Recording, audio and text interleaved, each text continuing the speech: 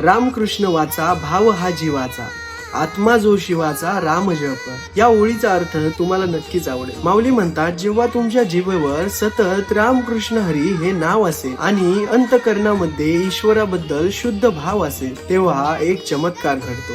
ज्या ईश्वराला, ज्या शिवाला तुम्ही मंदिरामध्ये शोधत आहात, तो शिव आणि तुमचा आत्मा हे वेगळे राहतच नाही.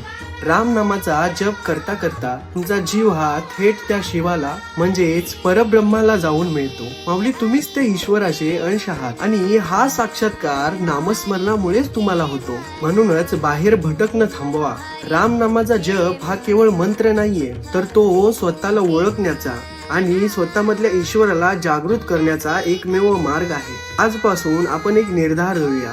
दिवसातून 5 मिनिटं बसून रामकृष्ण हरी या मंत्राचा जप करूया. तर तुम्हालाही माझ्यासोबत मंत्र जप करायला आवडेल का? हे कमेंट मध्ये नक्की सांगा. रामकृष्ण हरी.